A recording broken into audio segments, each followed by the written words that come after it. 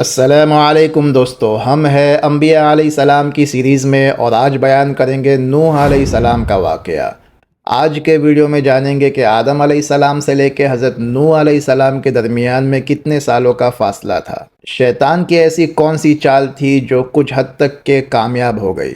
اب تک کہ اللہ تعالیٰ نے کسی قوم پر عذاب نہیں بھیجا تھا، ان لوگوں نے ایسا کون سا کام کیا کہ اللہ تعالیٰ نے ان کے اوپر عذاب کو بھیجا۔ عذاب تو اللہ تعالیٰ نے بھیجا، لیکن پوری دنیا کے اوپر عذاب کیوں بھیجا؟ صرف اسی قوم کے اوپر عذاب کیوں نہیں بھیجا؟ سب سے پہلے تو آپ کو بتا دو کہ ہم نوح علیہ السلام کے واقعے کو دو ویڈیو کے اندر ڈیوائیڈ کریں گے۔ کیونکہ نوح علیہ السلام کا نام قرآن کے اندر 42 مرتبہ آیا ہے اور سورہ ہود کے اندر پورا کے پورا واقعہ بیان کیا گیا ہے، بلکہ قرآن میں ایک سورت ہے پوری مکمل جس کا نام ہے سورہ نوح۔ تو واقعہ بہت ہی تفصیل اور ڈیٹیل کے ساتھ ہوگا، تو اسی وجہ سے ہم اسے دو ویڈیو کے اندر ڈیوائیڈ کریں گے۔ آدم علیہ السلام کی سیریز میں ہم نے جانا کہ شیطان نے اللہ تعالیٰ سے مہلت مانگی اور لوگوں کو بہکانے کا چیلنج کیا، لیکن شیطان کا مقصد یہ نہیں کہ لوگوں کو صرف گناہ کے اندر لگا دے، کیونکہ گناہ میں لگانے کے بعد میں انسان اگر معافی مانگ لے تو اللہ تعالیٰ اس کے گناہوں کو معاف کر دے گا۔ شیطان کا مین مقصد تو یہ ہے کہ وہ اللہ تعالیٰ کی عبادت سے لوگوں کو ہٹائے اور اللہ تعالیٰ کے ساتھ میں کسی کو شریک کروائے، دوسرے معبودوں کی طرف لے جائے۔ اور شیث علیہ السلام کی سیریز میں ہم نے جانا کہ یہ کام شیطان کے لیے اتنا آسان نہیں تھا، اسی وجہ سے اس نے اسٹیپ بائی اسٹیپ قدم اٹھایا، قابل کو بہکایا، اس کے بعد میں قابل کے قبیلے کو بہکایا۔ اب چونکہ آدم علیہ السلام سے بہت ہی لمبا عرصہ ہو چکا تھا، تو اب وقت آ چکا تھا شیطان کے لیے کہ لوگوں کو شرک کے اندر مبتلا کرے۔ اب یہ کام اس نے کیسے کیا، چلو جانتے ہیں۔ سب سے پہلے تو آپ کو بتا دوں آدم علیہ السلام سے لے کے حضرت نوح علیہ السلام کے درمیان میں کتنا فاصلہ گزرا ہے۔ نبی کریم صلی اللہ علیہ وسلم نے فرمایا کان بین آدم و نوح 10 قرون، کہ آدم اور نوح علیہ السلام کے درمیان میں 10 زمانے کا فاصلہ ہے، 10 قرن کا فاصلہ ہے، اور قرن کہتے ہیں 100 سال کے زمانے کو، یعنی کہ 1 صدی، تو 10 صدی یعنی کہ 1000 سال کا فاصلہ۔ کلھا علی التوحید، اور تمام کے تمام توحید پر تھے، یعنی کہ آدم علیہ السلام سے لے کے نوح علیہ السلام کے درمیان میں جتنے بھی لوگ گزرے ہیں، چاہے وہ انبیاء ہو یا پھر غیر انبیاء ہو، تمام کے تمام توحید پر تھے، ایک اللہ کو ماننے والے تھے۔ ہاں، اس میں یہ تھا کہ کچھ لوگ گناہ کر رہے تھے لیکن شرک نہیں کر رہے تھے، صرف ایک اللہ کو ماننے والے تھے۔ اب شیطان نے ان کے اندر شرک کو کیسا پیدا کیا؟ نوح علیہ السلام کے زمانے سے پہلے چند لوگ ایسے تھے جو کہ بہت ہی زیادہ نیک تھے، جن کا ذکر قرآن میں کیا گیا ہے نام کے ساتھ میں، ودن، سواعن، یغوث، یعوق اور نصر۔ یہ لوگ اپنے زمانے کے اچھے اور نیک تھے۔ جب یہ لوگ اس دنیا سے چلے گئے، گزر گئے، انتقال کر گئے، تو شیطان ان کے فالوور کے پاس گیا اور ان سے کہا کیا ہی اچھا ہوتا کہ اگر تم ان کی یاد میں تصویر بنا کے اپنے گھروں کے اندر رکھو۔ تو انہوں نے سوچا اچھی بات ہے، کیونکہ یہ نیک لوگ تھے تو ان کی یاد میں ہم تصویر بنا کے گھر میں رکھتے ہیں۔ اب جب یہ جنریشن چلے گئی، دوسری جنریشن آئی، تو انہوں نے اپنے گھروں کے اندر تصویر دیکھا۔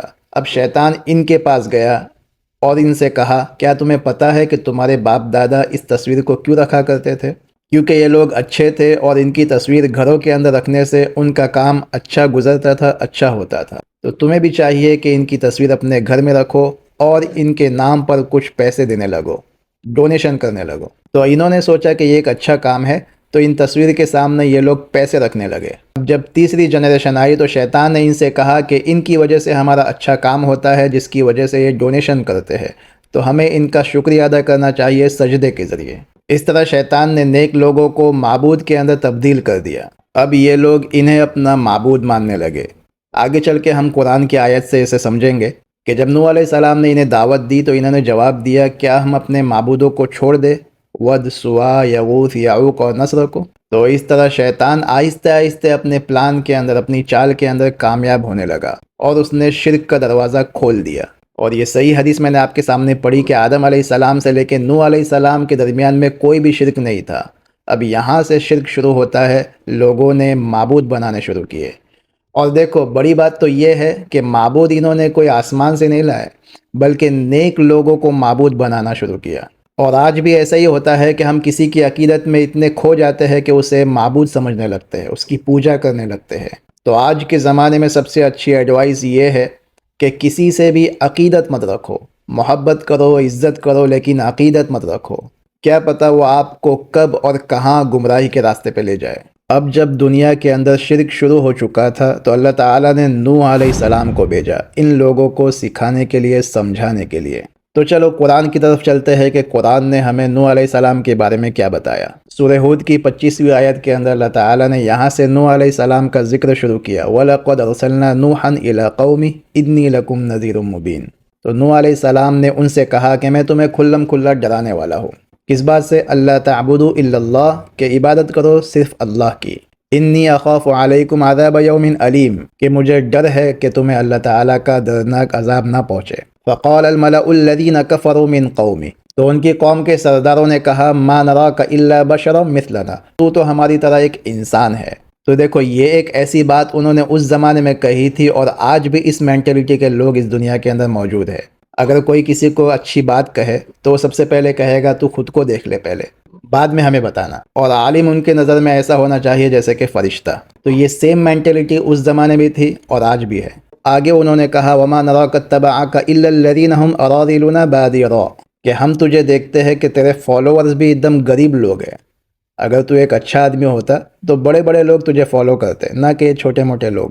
وما نرى لكم علينا من فضل، اور ہم تجھ میں کوئی فضیلت، کوئی خاص بات نہیں دیکھتے۔ بل نظنکم کاذبین، بلکہ ہمارا تو گمان ہے، ہم تو یہ سوچتے ہیں کہ تو ایک جھوٹا آدمی ہے۔ پھر نوح علیہ السلام نے کہا قال یا قوم ارأیتم ان کنت علی بینۃ من ربی، کیا تم نہیں دیکھتے کہ میں پروردگار کی طرف سے واضح علامتیں رکھ رہا ہوں؟ وآتانی رحمۃ من عنده فعمیت علیکم، اور میرے رب کی جانب سے مجھے رحمت دی گئی ہے جو تم سے پوشیدہ رکھی گئی ہے۔ انلزمکموہا وانتم لہا کارہون، کیا تم چاہتے ہیں کہ ہم تمہیں مجبور کریں؟ پھر یہ تمہیں ناگوار گزرے گا۔ اب جو نوح علیہ السلام نے کہا یہاں پر وَيَا قَوْمِ لَا أَسْأَلُكُمْ عَلَيْهِ مَالًا، اے میری قوم میں تم سے کسی مال کا سوال نہیں کرتا۔ یہ جو جملہ ہے سب سے پہلے نوح علیہ السلام نے اپنی قوم سے کہا۔ اب ان کے بعد میں جتنے بھی انبیاء علیہ السلام آنے والے ہیں تمام یہ جملہ کہیں گے کہ اے میری قوم میں تم سے مال کا سوال نہیں کرتا۔ ان اجریہ الا علی اللہ، یہ تو میں للہ کر رہا ہوں، اس کا اجر اللہ تعالیٰ کے پاس مجھے ملے گا۔ وما انا بطارد الذین آمنوا، اور جو لوگ ایمان لائے ہیں میں ان کو یہاں سے نکالنے والا بھی نہیں ہوں۔ انہم ملاقو ربہم، وہ اپنے رب سے جا کے ملنے والے ہیں۔ ولکنی اراکم قوما تجہلون، لیکن میں تمہیں دیکھ رہا ہوں کہ تم ایک نادان ہو، ایک جہالت والی قوم ہو۔ ویا قومی من ینصرنی من اللہ ان طردتہم افلا تذکرون، اے میری قوم اگر میں ان کو یہاں عذاب سے نکال بھی دوں تو اللہ کے سوا میری مدد کون کرے گا؟ اتنا بھی تم سمجھتے نہیں؟ ہاں جو تم نے ابھی کہا کہ میں تمہاری طرح ایک انسان ہوں، تو نوح علیہ السلام نے کہا ولا اقول لکم عندی خزائن اللہ، میں تمہیں یہ نہیں کہتا کہ میرے پاس اللہ تعالیٰ کا خزانہ ہے۔ ولا اعلم الغیب، اور میں کوئی غیب کی بات بھی نہیں جانتا۔ ولا اقول انی ملک، اور میں کوئی فرشتہ بھی نہیں ہوں۔ ولا اقول للذین تزدری اعینکم لن یؤتیہم اللہ خیرا، اور جو لوگ تمہاری نظر کے اندر حقیر ہے میں ایسا بھی نہیں کہتا کہ اللہ تعالیٰ کے نزدیک ان کے پاس بھلائی نہیں ہوگی۔ اللہ اعلم بما فی انفسہم، اللہ تعالیٰ بہتر جانتا ہے، زیادہ جانتا ہے جو کچھ بھی ان کے دلوں کے اندر ہے۔ انی اذا لمن الظالمین، اگر یہ تمام چیز اگر میں کہوں تو میں تو ظالم میں سے ہو جاؤں گا۔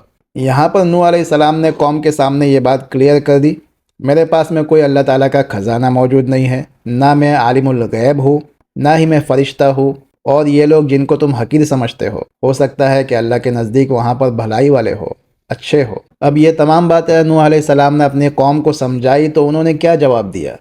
قرآن فرماتا ہے قالوا یا نوح قد جادلتنا فاکثرت جدالنا، اے نوح تو نے ہمارے ساتھ بہت جھگڑا کر لیا، یا بس بہت ہو چکا۔ فأتنا بما تعدنا ان كنت من الصادقین، پس تو لے آ وہ چیز جس کا تو وعدہ کرتا ہے اگر تو سچا ہے، یعنی کہ تو عذاب کو لے آ۔ قال انما یأتیکم بہ اللہ ان شاء وما انتم بمعجزین، تو نوح علیہ السلام نے کہا یہ تو اللہ تعالیٰ جب چاہے گا تب لے آئے گا، اور تم اللہ تعالیٰ کو اس سے روک نہیں سکتے۔ ولا ينفعکم نصحی ان اردت ان انصح لکم ان کان اللہ یرید ان یغویکم، میری نصیحت بھی تمہارے لیے کام نہیں آئے گی اگر میں نصیحت تمہیں کروں، اگر اللہ تعالیٰ تمہیں برباد کرنا چاہے۔ وَرَبُّكُمْ وَإِلَيْهِ تُرْجَعُونَ، وہ تمہارا رب ہے اور تمہیں ان کی طرف ہی جانا ہے۔ ام یقولون افطرا، کیا تم مجھ پر الزام لگاتے ہو کہ یہ میں نے اپنی طرف سے بنایا ہے؟ قل ان افتریتہ فعلی اجرامی، کہ اگر اسے میں نے اپنی طرف سے بنایا ہے تو اس کا جرم بھی مجھ پر ہوگا۔ وَأَنَا بَرِیءٌ مِّمَّا تُجْرِمُونَ، اور میں اس سے بری ہوں جس کا تم مجھ پر الزام لگاتے ہو۔ تو نوح علیہ السلام نے اپنی قوم کو سمجھایا، قوم نے نہیں مانا اور عذاب کا مطالبہ کر دیا۔ تو اللہ تعالیٰ نے یہاں پر نوح علیہ السلام کو کہہ دیا وَأُوحِيَ إِلَى نُوحٍ أَنَّهُ لَن يُؤْمِنَ مِن قَوْمِكَ إِلَّا مَن قَدْ آمَنَ کہ اے نوح جو ایمان لا چکے اب کوئی ایمان لانے والا نہیں. فَلَا تَبْتَئِسْ بِمَا كَانُوا يَفْعَلُونَ بس یہ لوگ جو کر رہے ہیں آپ اس کی وجہ سے غمگین مت ہو، بلکہ یہ کام کرو. وَاصْنَعِ الْفُلْكَ ایک کشتی بناؤ.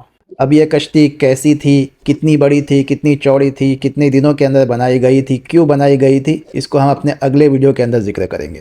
تو یہاں پر اللہ تعالیٰ نے نوح علیہ السلام کو حکم دیا، آرڈر دیا، وَاصْنَعِ الْفُلْكَ بِأَعْيُنِنَا وَوَحْيِنَا کہ کشتی بناؤ ہمارے نظروں کے سامنے اور ہماری مدد کے ذریعے سے. وَلَا تُخَاطِبْنِي فِي الَّذِينَ ظَلَمُوا اور اس کے بارے میں ظالموں کے سامنے کچھ بھی ذکر مت کرو. وہ آپ نے سکسیس کے بارے میں کوٹ سنا ہوگا، وہ بھی یہیں سے کاپی کیا ہے. Work hard in the silence let the success make a noise کہ چپکے سے ہارڈ ورک کرو، محنت کرو اور اپنی سکسیس کے ذریعے سے شور مچاؤ. تو اللہ تعالیٰ نے کہا کہ وَلَا تُخَاطِبْنِي فِي الَّذِينَ ظَلَمُوا کہ ظالموں کے سامنے اس کے بارے میں ذکر مت کرنا. إِنَّهُمْ مُغْرَقُونَ یہ لوگ ڈوبنے والے ہیں، کیونکہ اللہ تعالیٰ نے کہہ دیا جو ایمان لا چکے.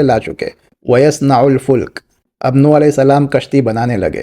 وَكُلَّمَا مَرَّ عَلَيْهِ مَلَأٌ مِّن قَوْمِهِ سَخِرُوا مِنْهُ اور جب بھی وہاں پر قوم کے سردار گزرتے تو مذاق اڑاتے کہ یہ کیا کر رہا ہے، یہ کیا بنا رہا ہے. تو اللہ تعالیٰ نے کیا خوب بات کہی یہاں پر، قَالَ إِن تَسْخَرُوا مِنَّا فَإِنَّا نَسْخَرُ مِنْكُمْ كَمَا تَسْخَرُونَ کہ ہنس لو مذاق اڑا لو، جیسا آج تم ہمارا مذاق اڑا رہے ہو کل ہم تمہارا مذاق اڑائیں گے جیسے تم ہمارا مذاق اڑایا کرتے تھے.